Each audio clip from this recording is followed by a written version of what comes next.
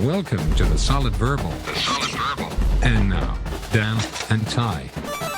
Dan Rubenstein, it is time to do a little bit of a vibe check today. Is yeah, it buddy. not? Yes, it absolutely is. We're doing SEC vibe checking with the SEC Network's Cole Cubelic. Obviously, you can also hear him on the radio with Greg McElroy, WJOX, morning show there. And I think he does a great job. His economy of like words per second, words per minute, he doesn't say like I just did. He just goes. He goes. Oh, yeah. And so he is connected to fan bases and has callers on his radio show. So his connective tissue to the heartbeat of the conference, which of course is the heartbeat of any conference, the heartbeat of any college football conversation. It's the craziest and weirdest fans, and I say that lovingly. He's got that. He's got that connection. So very excited to speak with Cole. Just check, not an SEC preview, just checking in to see how people are feeling in late April. Absolutely. And his podcast is called The Cube Show. Oh, yeah. He did an episode, I want to say about 2 weeks ago. Go back and listen to it if you haven't, where he brought on Gene Chizik and Austin Armstrong. Okay. Titled The State of Defense in College Football. And it was a fascinating Was it listen. good? That sounds like it'd be great. It was like an hour and a half, and not to give too much of the game away, but it talked a lot about how defensive philosophy has shifted away from just trying to play sound defense that bends but doesn't break to now the advantages of basically putting together a high havoc defense, turnovers, tackle for loss, things like that. I got a lot out of it. Cole obviously has played the game at a really high level, played for Auburn. We'll talk about that here in just a minute or so. But I got a lot out of that. And it's great to have guys like Cole on this show who can speak to it knowledgeably as somebody who has played the game. And in his case, cares a lot about the trenches, which, as you know, it all starts up front. Right? Always starts up front. Point of attack? Is that what we're talking about? The point of attack? We can talk about point of attack. Yeah. So go and check out the Cube Show. Yeah. Specifically that episode, if nothing more. We are pleased to have Cole back on this show. It was about a year ago that we last had him on the show. So we'll talk through SEC Vibe Check. Hit follow, hit subscribe. If you are new here, if you have yet to do so, we'd love to have you with us here in the Verballerhood. Of course, if you want to support directly what Dan and I do, go to verballers.com, VERBALLERS.com. I just got a note in the email, actually, that I had to renew it. Oh. So that we didn't lose verballers.com. Yes.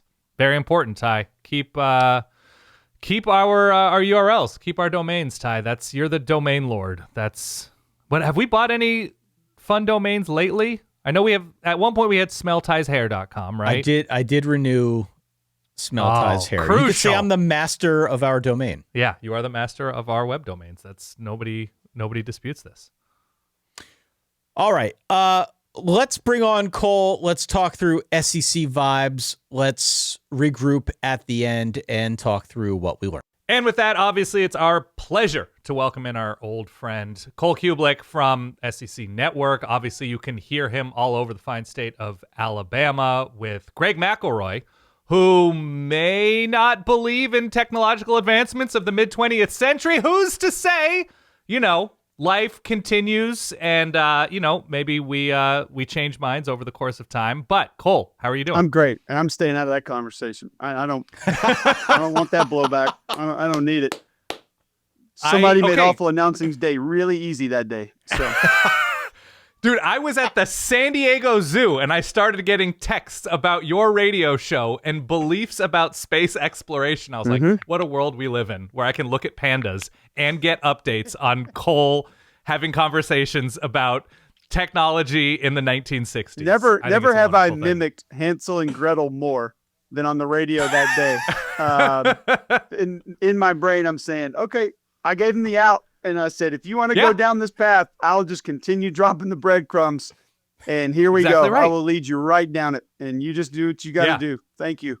In the beautiful state of Alabama, the space forward state of Alabama, no less. But anyway, we're here to talk SEC football. We're here to talk SEC vibes. This is not an SEC season preview because that would be ridiculous, as this is springtime and there are still battles all over the place. And as you eloquently mentioned before we started, nobody knows anything, and that's great. This is the fun part of the conversational portion of the calendar. Here's my first question, because I don't know, this seems worthwhile in April.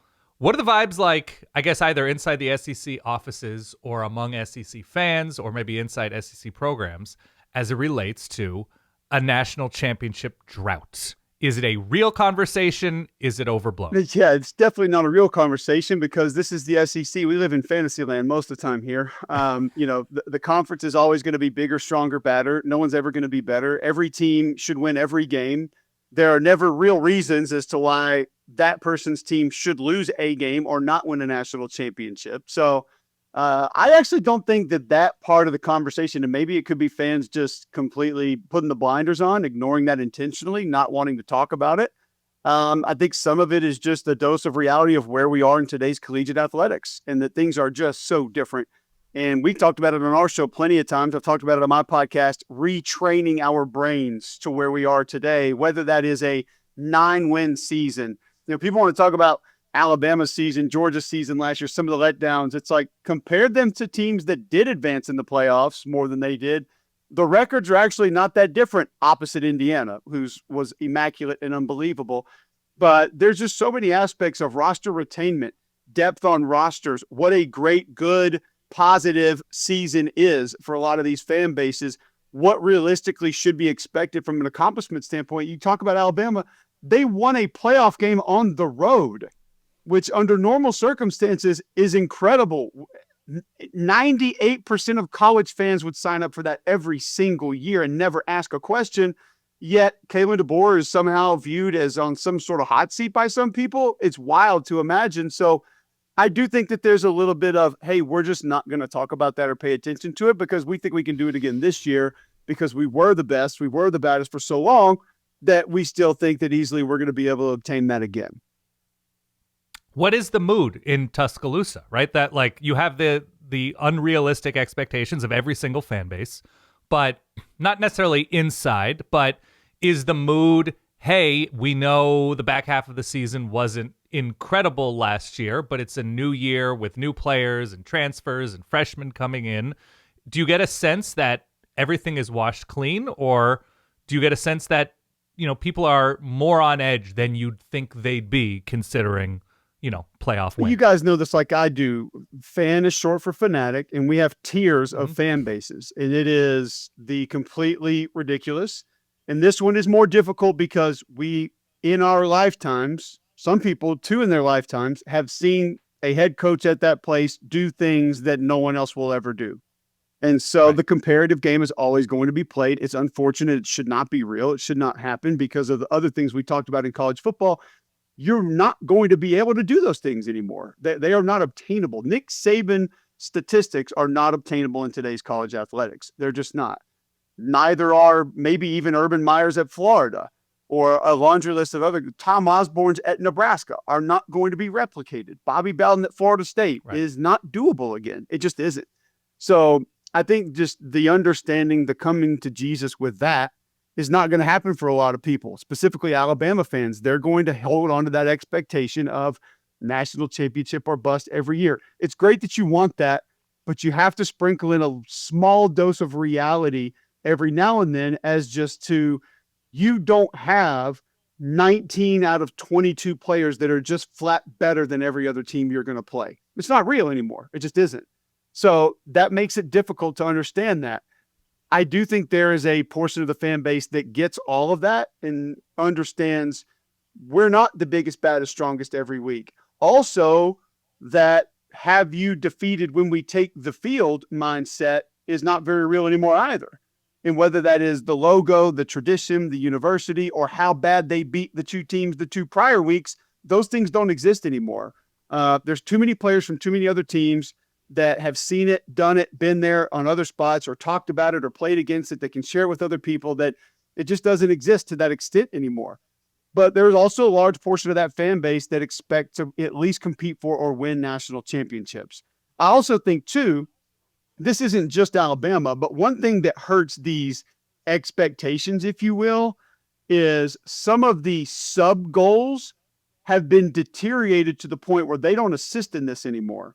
When I played college football, we wanted to win our division and then win the SEC. Everything else was happenstance after that. Would have loved to have won a national title, but I played in 2 SEC championship games. Those are probably the 2 biggest games I played in because the ultimate goal is getting that SEC championship ring. It was also a very different time as to how the Big Ten, how the SEC, then the Big East, the ACC, then were all viewed. Pac-10, Pac-12 was viewed at that time. It was all very different, the landscape of college football. So a national championship was a lot of times not even seen as a possibility or a reality until Spurrier started doing things at Florida. Then Tennessee came along and did it, and that started a whole new cycle of things that were going to potentially take place. So I think an SEC championship, don't have divisions anymore, but winning the SEC, where is that even with fans this day? I think it's awesome that Kirby still loves it and that Kirby puts an emphasis on it, and he played when I played. So we have that similar sort of emphasis on what it was. I haven't heard a lot of Georgia fans tooting the horn and winning the SEC this offseason. I haven't seen that. I haven't seen a lot of brag tweets about how we won the SEC. I damn sure haven't seen it from the ACC because you had a team that didn't even play in it go play for a national championship. So I don't. Some of the sub goals, be it 10-win season, going to a bowl game, going to a New Year's Six bowl game, which is not even real anymore because most of those are playoff games. The other goals that we have, like you take a team like Illinois, they had a historic season in terms of their program last year. Yet, outside of Champaign, not a lot of people will ever discuss that way because they just are not allowed to view that as being hyper successful. Brett and his crew and the fans of that team that have not witnessed a lot of 9-win seasons should absolutely view that way. As, man, we're so proud. That's amazing. Celebrate it. You should. I want you to.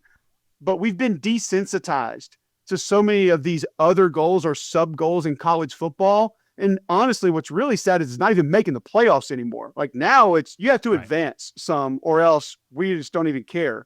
Like A&M fans aren't super excited about that season, how it went. Disappointing as far as not advancing. I get it, but you were in the playoff. That should be celebrated for eternity because it's a very difficult thing to do. And I think that also plays into some of these expectations and maybe how out of whack they are at certain places. I want to flip it real quick just because I think everything you said is correct. I assume you've seen the movie The Sandlot. There's a scene where Smalls is sick of when... Overrated. Interesting. Sorry, I'm not a fan of it, but I have seen it, unfortunately. There is a scene where Smalls, the small kid with the glasses, gets sick of the lotioning and the oiling and the oiling and the lotioning of the lifeguard, Wendy Peppercorn. You'd have to have a cold heart to not find at least the beginning of that movie and the beginning of that scene funny. Who would be the antsiest fan base that you're like, I get it. I get why you're so antsy. You're seeing the same thing over and over again without like clear improvement. And obviously we have new coaches and maybe that's why things were changed. But I guess of the returning coaches and returning situations, like whose antsiness you're like, yeah, I get that. If it wasn't returning coaches, I would have said Arkansas. And the main reason for that would be and I don't think it's their fault. I think it's the observers of college football, the SEC and the Arkansas program's fault because when NIL became a real thing, we all just started handing them championships because the Waltons were going to step up. Tyson Chicken was going to step up. All these Fortune 500 companies were just going to start doling out these giant checks and Arkansas is about to steal the game. They're about to take it from everybody. And that's not fair Jerry because Jones, first and foremost, the Waltons don't owe the Arkansas athletic department anything. They already probably do more than they technically should. The return on that investment is probably not what is never going to be something that a business person only would deem worthwhile. Now, if you love Arkansas athletics, then absolutely have at it. Go for it if that's your thing. As far as the returning teams, the returners in the league, we have so many new coaches that's kind of difficult. Mizzou, Tennessee, I was going to say Missouri, but you also that's one that I look at and say it had been a minute since you had been there, and the things that have happened have actually been really good, and you still haven't had that many players on that level to say, well, we should be where Georgia is, or we should be where Texas is. Like, I think Drink has still overachieved, even with softer schedules that he has benefited from greatly, and some late season mishaps of games that they had chances to win. I would still say that you should probably look at that as better than what it probably would have been with a lot of other people in that situation. South Carolina, you got to remember who you are. And this is the thing that I hate most about college football. I think it has been maybe put in italics now more than ever, is we forget greatness faster than anyone else in any other sport at any other time. And part of that is because of the turnover. It used to be we had these guys for maybe 4 or 5 years. Then we had some for 3. Now we're lucky to have them for 2, sometimes 1. So yeah, we turn the page is now turned for us often, a lot. So I get it. But also, like, you were knocking on the door of the playoff 2 years ago. And now you're going to talk about running this guy? It's very fair to say you have a generational player on defense, a generational player on offense. You need to make something happen with that. Totally fair. I get it. I think Kendall Bryce was a great hire. I think Lenore Sellers has a chance to take a big step. I think if their offensive line's healthy, which unfortunately 2 are not going to be in the spring, they have a chance to overcome a lot with solidifying that specific position. Clayton White does not get the credit he deserves as a defensive coordinator. So I think you look at this is the part of where I look at other things. I think Shane has done more with less through the portal than anybody else.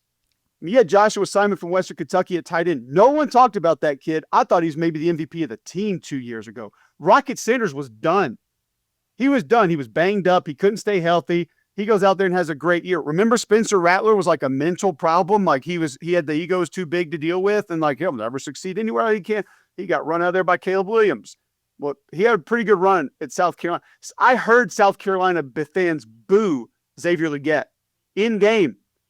And then comes back and has, and I'm not saying that's not a portal guy, but a developmental guy. Look what Juice Wells did when he left South Carolina. Not what he did when he was there. So there are things he's doing that he deserves more credit for. And we just become so trigger happy on getting these coaches out.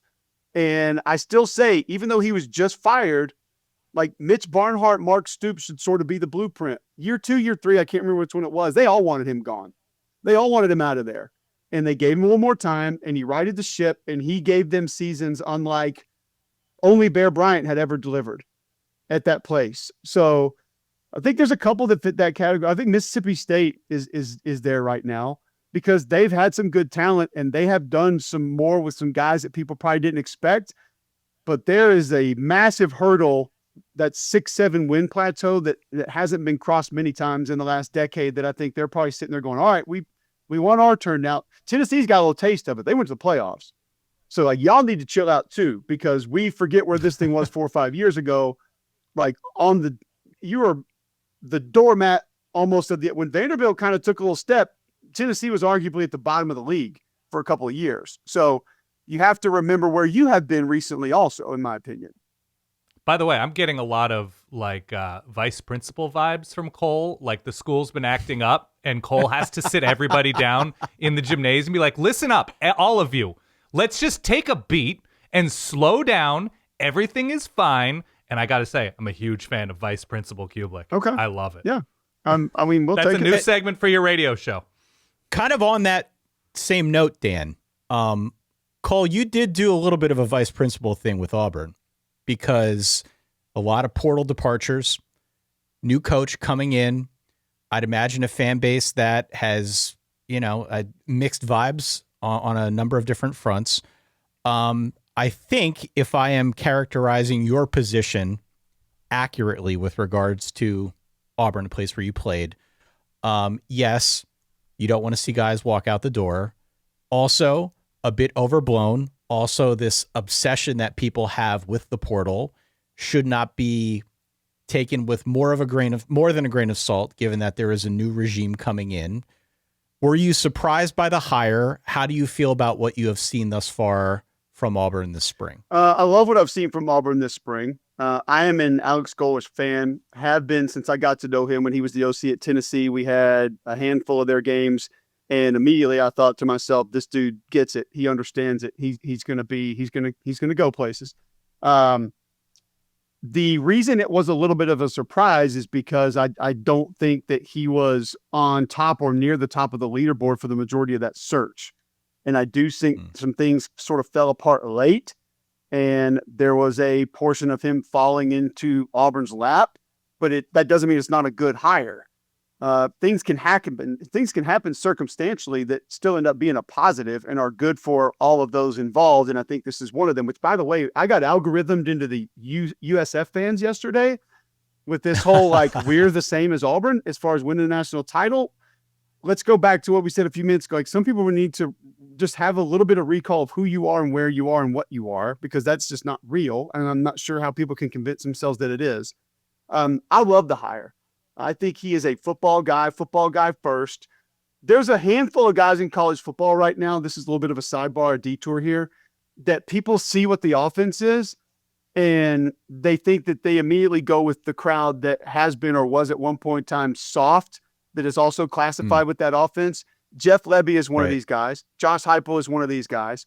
Alex Golesh is one of these guys. Everyone sees the receivers 4 inches from each sideline, and they see the vertical shots, and they just think, oh, well, he just wants to throw it around the yard. Like, no, Jeff Lebby emphasizes the trenches every single day, and his kids practice hard, and he wants to win at the line. He's a line of scrimmage guy. He's a lineman by trade, so it's in his blood. It's in his DNA. Alex Golesh, same way. You're going to see the offense. You're going to think, oh, this is like Gus Malzahn 2.0 or whatever. Like, this is just another Hugh Freeze, tricky offense, trying to, smoke him. It's not what he is at all. Just because it is designed in a little bit of a different way doesn't mean it's that. As far as the portal guys go, it was a moment that I was caught on microphone that maybe I don't really care, should or should not have been in my personal life, in my public life, in my viewings of Auburn football from a fan and coverage perspective. I just grew sick of people thinking that Auburn could not take a single solitary step forward. And I'll be honest with you guys, some of it was from the administration as well, that there could literally be not a single step forward without Cam Coleman and Deuce Knight.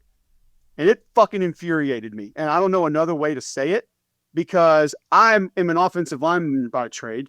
I believe in you have to work together and you have to build from within. And there's never a single guy that goes out and win you game. Like, we won the West with Rudy Johnson, Heath Evans, Ben Leard, Ronnie Brown, Alex Lincoln, Rob Pate. Like, Rudy was awesome in the NFL. God rest his soul. And we don't do that without him, but I don't think he does that without us. Like, I don't think you plug him in any other SEC team and they automatically go win the division. Like, Alabama didn't win the division with Rudy that year. They didn't. So I just believe that you have to build a team. And it was part of the mindset that had crept into a lot of Auburn fans of, oh, we have to have this guy. Oh, we have to have that guy. No, you don't. You need a team. Like, you need a foundation, and the foundation of what you're going to be on offense and defense has to be built to where it can be sustainable. Not let's lob it to this guy and still lose at Vanderbilt, but he makes one-handed catches and wears pink ski masks. Congratulations. Like, I want to win games. I don't want receptions. I don't want yards. I don't want highlights. I want the school that I love the most to compete for titles. And that is not having a fast quarterback and a receiver that can moss people every now and then. There is a foundation that must be built and set in order for that to happen, specifically for that to consistently be attempted to happen at all, which is so hard in today's college football. So that's kind of what it was for me, is just like, get off of this train of no one can win without these two. And it's nothing against them. Cam Coleman's probably going to have a big year. I actually think Ryan Wingo is going to have a bigger year because of Cam Coleman, but he's a really good football player. Deuce Knight has an abundance of talent. And McElroy shut me down when I asked the question on air, what games did Auburn win because of these two guys? And he immediately blurts out Mercer. And you know what? He was right. Deuce Knight went crazy against Mercer. Congratulations. That's not the win that I'm looking for on a consistent basis. I'd rather get a couple more against LSU, Bama, and Georgia, and Tennessee, and the other SEC schools and the non-con schools that you're going to play that hopefully can get you to the playoff. So it wasn't really it didn't have a lot to do with those two individuals. I think they can both be great. It's just that you could have put any two names in there that were on an Auburn uniform, in an Auburn uniform last year, and I would have said the exact same thing. I don't care where they go. Let's do what we can do to help the next guy build the things that need to be in place to go compete for championships, something Auburn hasn't done in a very long time. You could make the argument that Auburn is in the midst of the worst 5-year stretch in the history of its football program. It's wild, but when you put the numbers out there, it's real. So there's not a guy or two guys that are going to crawl them out of that. They're just not. And I also want guys that act right, that play right, that do all the things. That's why I threw other names up there like Courtney Taylor or Jeremy Bernard at Alabama, Parker Brailsford at Alabama. Like those are the guys. Like give me a Hines Ward or an Anquan Bolden. I'll build my damn program on those kind of guys. But they're out there trying to block people. They're trying to help their team win. Like when I hear a coach say I didn't need to make my guy a captain because he already does all those things, that's the guy that maybe I'll make the foundation of my program. Cole, I want to ask you about Texas. You mentioned Cam Coleman, Ryan Wingo. You've been consistently pretty high on Texas throughout the coverage, at least that I have heard recently. I know you like this team a lot. If we are sort of framing this around vibes, I'm curious what your antenna is picking up with respect to Texas and the Texas fan base, because we heard a lot of the same stuff last year. Like, oh, this could be the year. And so far, what I've been picking up in some of my studying this offseason is no, this is the year now. So where's the fan base at? I like Texas too, but I'm just curious to get your perspective since I know you're high on this team. What is it that you're detecting from people that you talk to around this version of Texas versus last year's version of Texas? I think it's only going to get worse, unfortunately, for Sark and his staff. The hype it's definitely not unwarranted at all, because there are proven sports cars on that football team right now. Oh my God, yeah. You absolutely. Look at Colin Simmons and what he's done. You mentioned Wingo. Obviously, you bring in Cam Coleman. I think Arch Manning is absolutely one of those. I don't think Arch Manning gets enough credit for the development across the course of the year that we saw with him. I mean, he was throwing worm burners early in the year. Like everything was rushed, everything was overdone, overproduced, overthrown. And I don't mean over the receiver, just like it was too much early. And I talk often about quarterbacks finding their calm. And until a quarterback truly finds his calm, I don't think he can be great. And he started to find that later in the year, and that's why he was a lot better. And we know Sark's tutelage with quarterbacks is always going to be great. It just is. His offense is going to find mismatches. The two tackles, Goolsby and those guys are going to have to be more consistent than they were a year ago. The inability to run the football was not great. The one scary part about their team is, I forget who the non-con team they played. It was like Illinois State or Utah Tech, somebody they played earlier in the year. It was the best individual tackling performance I saw all season. I could not believe watching the film. And Roman Harper, I told him this when we did our show on Monday night. He was like, "Get out of here. You're dumb." I'm like, "Go watch it and just watch their defense and tell me." There were more one-on-one tackles made in that game against a team in which one-on-one tackles should not have been made than I have ever seen. And Roman went back and watched it, and he called me on like Wednesday. He goes, "Dude, you were right." He goes, "This is embarrassing." Like throws in the flat with 5 yards of space, one-on-one tackle. Stretch zone with plenty of room to operate, defensive end comes off one-on-one tackle. And you're like, Texas guys are supposed to break those tackles and take it for 80 or at least 8, and it wasn't happening. So I do think that some of the changes that Sark made, that people look at the roster and say, what in the world? I think he wanted to try and get a little bit more big time with his playmakers. Not that the guys he had, like I think Quintravion Wise was really good. I think he's going to help Florida State. But there's a couple guys that left that you say, why would you? Well, he was working. Like what's happening? You got another starting running back at one point in time that's going to be at Kentucky next year. But they may have gotten a little more juice at a couple positions, which I think can help the way his offense operates. They just have to get more rugged at the end of the day, because I think the last 2 times we've seen Georgia line up against Texas, I think Georgia said, "We about to find out how rugged you are." And there are probably terms that I would use in a different manner for that. And Georgia has proven that they weren't where they needed to be from that perspective. Because I don't think Georgia just went out there and like truly out game planned them in a lot of ways. It's like, we're going to use blunt force trauma. We're going to see if you can manage it. And they didn't manage it very well. So that part has to continue to get different. I do think it's improved. And here's my biggest question with Texas right now. Who are your hard hat guys? Who are your utility workers? Like, who are your glue guys in the facility? Like, because I've been in there and heard Sark talk about Jake Majors, Gunnar Helm, Jade Barron, Michael Taft, these sort of program guys, if you will, that have helped Anthony Hill Jr. last year, who will do anything you ask him to do. They could have said, "Hey man, you need to do cartwheels on this play if we're going to get a stop." And he'd be doing 20 cartwheels to the sideline. Like, that guy would do whatever you ask him to do. I'm not saying they don't have them. I'm telling you, I don't know who those guys are for Texas right now.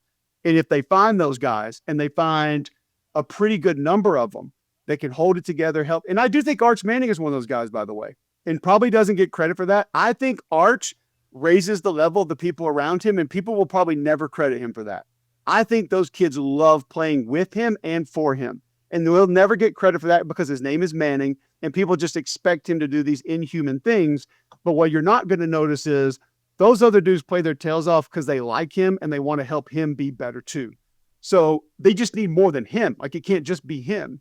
So if they find those guys and they get a little bit more of an edge, and I think that's one of the main reasons that Will was brought in, is to bring a little bit more of an edge, they can absolutely compete for a national title. But those would be my two biggest concerns for Texas now, which, let's parentheses this, a lot of teams would like to have that as their only concerns right now. So don't get mad about that. It's just that that's the reality. Final question. This is the biggest story of the SEC offseason. I can't believe we've gotten this far without asking, but if you are locked in and focused on who are those dudes, who are those glue dudes, who are the guys that are going to be leading your culture, LSU has a bunch of new dudes on the coaching staff and on the roster. And Lane has tried to manage expectations, even despite how aggressive they were in building this roster. Yes. Can a team in year one with this much new, are you a believer in the connective tissue in, look, we're coming off of an Indiana national championship. So what I'm saying is not a crazy question. My question is, do you believe in the Baton Rouge glue in this moment? I don't know. And I told you guys before we started this interview, just remember, that's true. No one knows anything about anybody. Okay? Nothing. No one knows anything. You know about Lane Kiffin as a head coach? Definitively, we know nothing right now. Here's what I do like about that situation. Lane can make it easy. And I'll ask you guys this question. I asked it on my show the other day. We were talking about this because I said the same thing with Josh Heupel. Who was the last quarterback that failed under Lane Kiffin? Well, Austin Simmons to start last year, but that was injury stuff. Injuries, yeah. You'd have to go back to early FAU, and I even forget the kid's name. But there was a year at FAU, his first year, the quarterback numbers were not good. Since then, and then you throw in the coordinator years, it's been pretty good almost every other year. He's going to make it work. Now, when you go from 8 wins to 11 or 12 wins is when the other stuff works. Here's what I love. Blake Baker, Whit Weeks, Trey'Dez Green. You do have some glue guys back that, one, can be matchup problems, and 2, can potentially take over games, and 3, are going to make the guys around them better. Like, the attention that Trey'Dez Green gets is going to allow Harlan Berry to get more yards on the ground.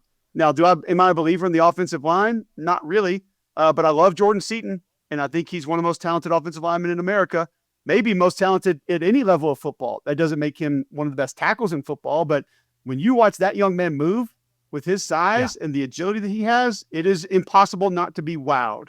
So there are guys there that, one, have made plays there, have made plays other places coming in, and you have a coaching staff that was either there or, I hate to say easy, I probably shouldn't say that knows how to simplify things and put people in position to have a high rate of success. That's probably how I should describe it with Lane Kiffin. And he's done it everywhere he's been.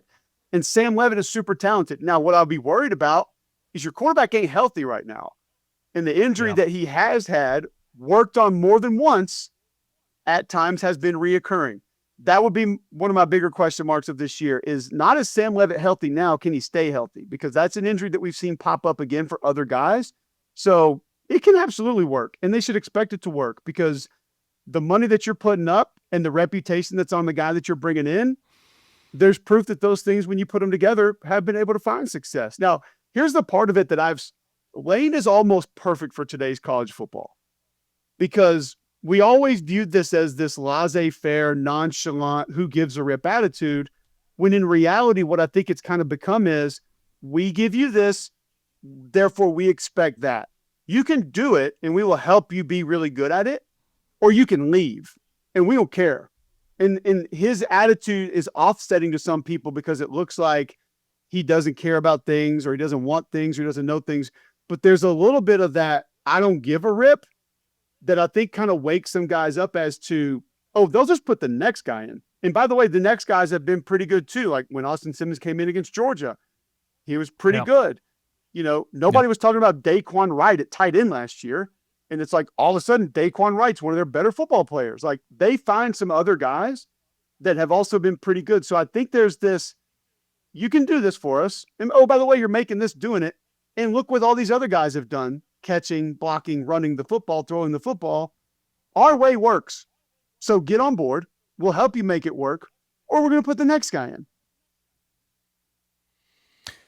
Let's leave it there. Cole Cubelic, check out all of his fine work. We appreciate your time today. I know you got to run. Let's do this again sometime soon. Okay. Cookies in the mail, yes or no?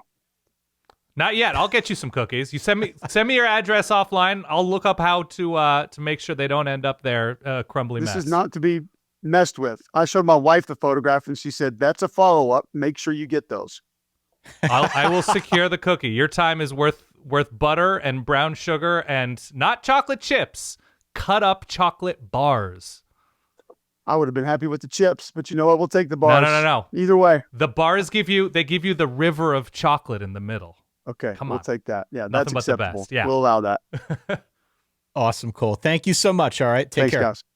All right, again, Cole Cubelic. Check him out on the radio. Check out the Cube Show, his podcast. Dan, what did you learn from that? What did we get out of that as two guys who are pretty far removed from SEC country? Yeah, I appreciate it, and I had that sort of follow-up question about LSU with what he was talking about with glue guys at Texas and how when there is so much movement in the sport, not knowing who those people are in the way that you would have 10 years ago, 12 years ago, like, okay, this outside linebacker was a rotation guy for a couple of years, is now coming into his own, and you hear a lot about that with like NBA veterans, like Al Horford, right? He shows the young guys what it's like to be a pro and how to prepare and everything like that and what it's like playing for whatever team. And that we're losing those guys or the continuity of those guys more and more makes it so much more difficult. Forget that that everybody's transferring all the time, but you want that base layer of this is what it's like to play at Michigan State. This is what it's like to play at Texas in his example. This is what it's like to play at Kentucky, whatever it is. So I thought of that. I thought that sort of point that he was in that road that he was going down was super interesting because a lot of the times that's the deciding factor in, winning close games, right? That there's a confidence on the sidelines. It's like, we have done this collectively before and we can do it again. Whereas now you're just like, sure, Texas has, I think it was Rasheem Biles, the Pitt linebacker, who I think by all accounts has been very, very strong in spring camp for the Longhorns, but hasn't been there with these guys. And we both root for schools that are, going to be depending on portal guys this year. And you hope for the best. And so hoping for the best for, all the schools that he mentioned, but that is an interesting way of looking at questions with teams where just like, who are the guys that are going to set the pace in off-season workouts and fall camp and, keep everybody on the same page when things don't look great going into week 7, that kind of thing. Yeah, I mean, one thing that did not come up that I think will come up, especially around the whole conversation of vibes, which are very subjective. The SEC now has a 9-game conference schedule. Yeah. And we joke on this show often about the gauntlet of the SEC schedule, which I don't think is necessarily a joke. I mean, we make a joke of it, but it is a gauntlet. Well, when you hear the word so many times, you can't help but to enjoy it. Yeah. But I would put a pin in the whole 9-game conference slate conversation as well, because first year of this, every team playing 9 conference games instead of 8. Arkansas has a brutal schedule. Oklahoma, on top of their 9-game conference slate, they open, well, I shouldn't say they open, but they're on the road early on in week 2 at Michigan. We've got I think a conversation that is going to really take hold probably later this year once we start talking playoffs. Not just about the 9-game slate, but then, and they also played so-and-so, look at, like in Arkansas's case, look how hard it was for them to try and go through that. The conversation about SEC and gauntlets, that stuff is not going to go away anytime soon. It didn't come up now, being so it is mid to late April. Right. But I would expect if we're going to have a realistic vibes conversation, even as soon as July when we start doing previews, it's going to be hard to ignore the fact that the schedules have changed. Yeah, and look, we have other conferences, other major conferences that play 9 conference games. We have each of these conferences being deeper than they ever were before, right? With the Big 12 adding what they have, both in the West Coast schools and the expansion from a few years ago now. The ACC, not just adding, a quality SMU team, which has been right there or been in the ACC championship early on, but even if Cal and Stanford aren't great, you're still adding that new wrinkle of traveling cross country if you're one of those teams on the Eastern Seaboard. And adding that 9th game does more to prevent, a team like Mizzou or Texas A&M last season where it works out where you're just getting the bottom of the conference by and large until, the final week or whatever. So it's a gauntlet, but in all seriousness, it's a gauntlet in the right year. But it also does a good amount to prevent terribly uneven schedules as the conferences are now so huge. So hopefully it does enough in terms of giving us more data that we have a list of standings that feels more accurate. Yeah, I mean, I also think, again, just relative to vibes, the conversation will be a lot about quarterback. Mm-hmm. This time of year, and there is a conference-wide quarterback shuffle that I'm not going to go into with any great detail now. This is not a preview. That's going to be a talking point. Clearly, the portal spend is already a talking point, if only at LSU. Mm-hmm. What interests me, actually, is that we've got a lot of turnover at defensive coordinator around the conference. By my count, about 9 of 16 teams that have some kind of meaningful defensive shift. You've got big changes at places like Tennessee, right? Tennessee hired Jim Knowles. Texas brought back Will Muschamp. Ole Miss hired Marcus Woodson. Arkansas with Ron Roberts. Kentucky with Jay Bateman, which is a pretty big move. Florida with Brad White from Kentucky. Mississippi State bringing back Zach Arnett. Yeah.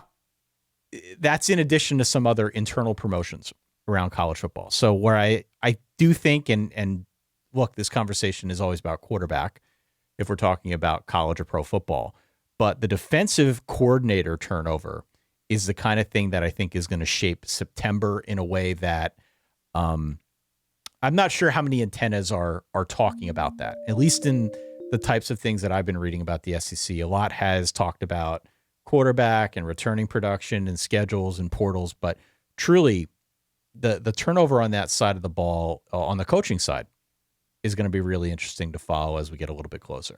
Yeah, it's interesting. There are enough known entities at quarterback in the conference on a high level, right? When you look at like Trinidad Chambliss and Lenora Sellers, Gunnar Stockton, Arch Manning, or the best of Arch Manning, right?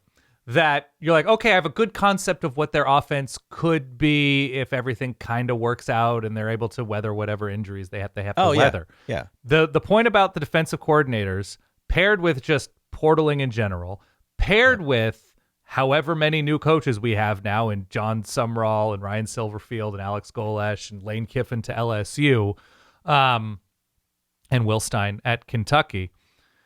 I just think there are going to be teams, whether it's new coaches or new coordinators or new quarterbacks, whatever.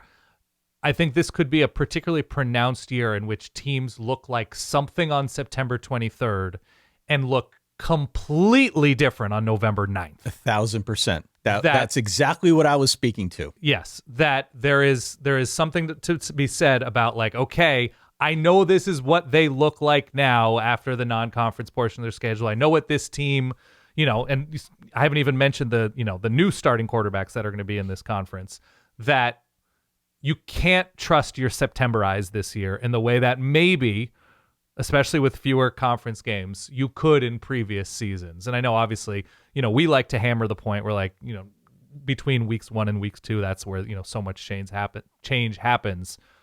I think we have to look at September as sort of a training wheel month for so much of this conference right now that you can't, the conclusions that you jump to can't be too severe.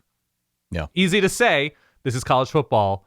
All of us are prone to making extremely severe conclusion jumping because the data points are pretty limited still. But yeah, I expect like a lot of October problem solving or lack thereof, but a lot of dramatic shifts in this conference in October. I mean, you've got Gunnar Stockton at Georgia, Arch Manning at Texas, Marcel Reed at Texas A&M, John Mateer at Oklahoma, Lenora Sellers at South Carolina, Camario Taylor at Mississippi State. I think that situation is pretty settled. New full-time starter there, but yes, new has full-time experience. starter. Yeah.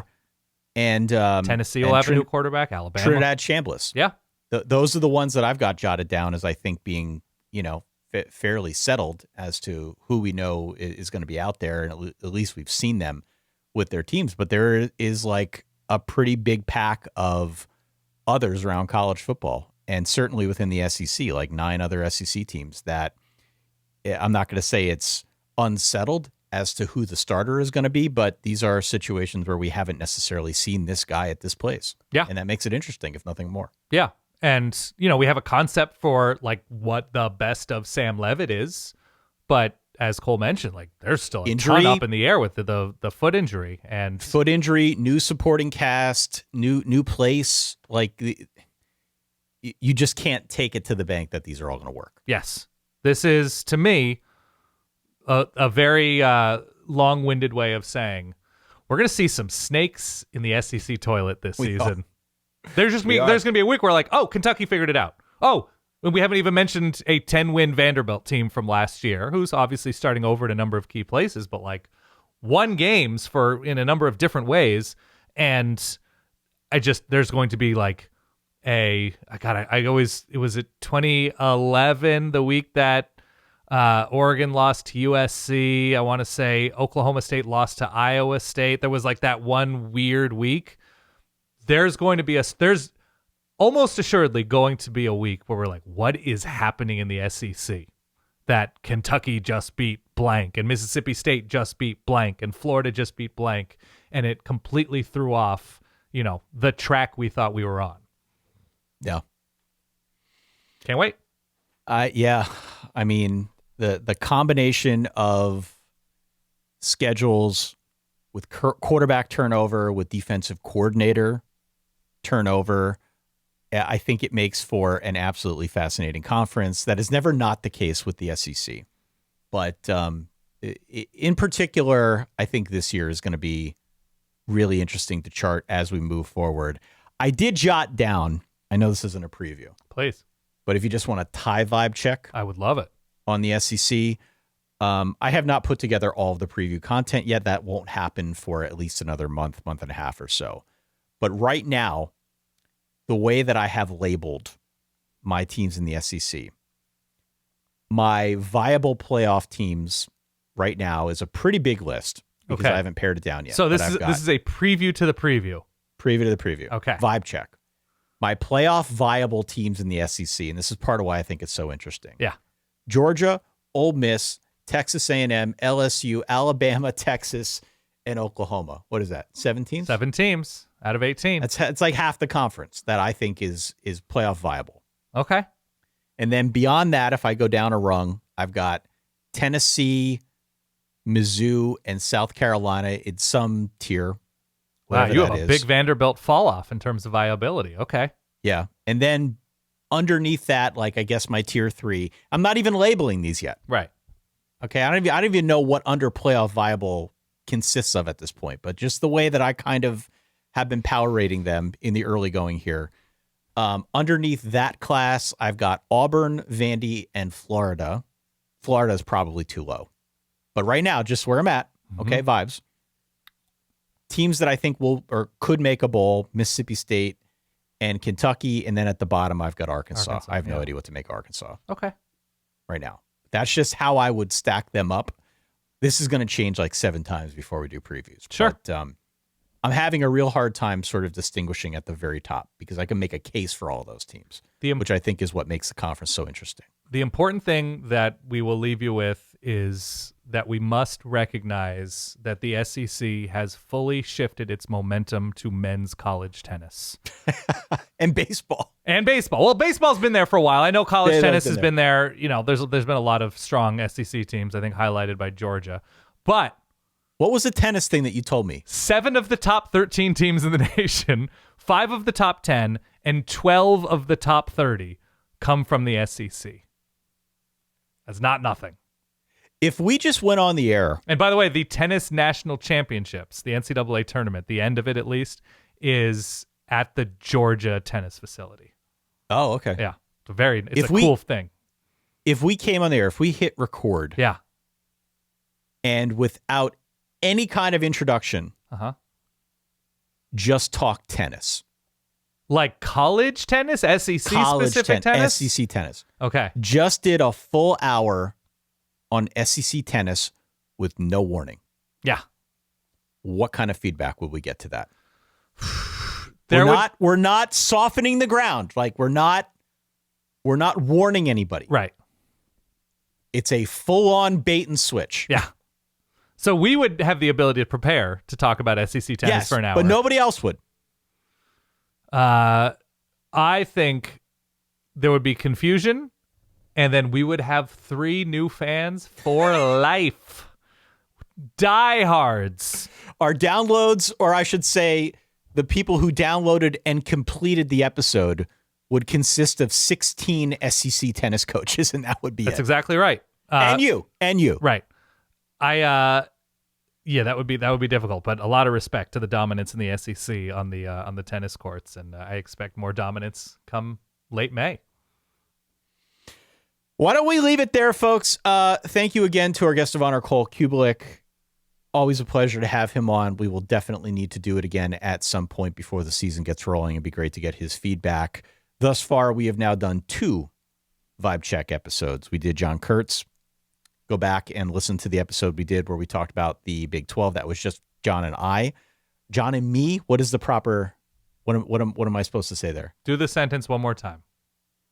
The SEC or the Big 12 Vibe Check that we did was John Kurtz and I?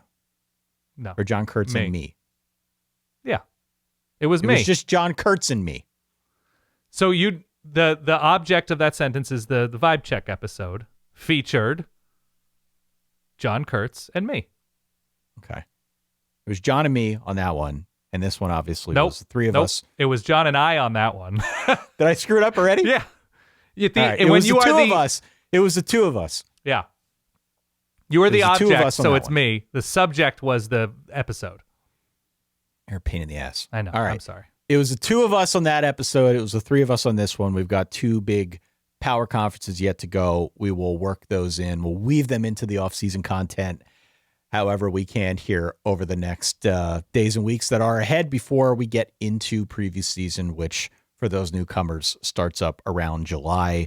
Please hit follow. Please hit subscribe so that you do not miss any of our episodes for ballers.com. Yes. That's where you can go if you want to support the team.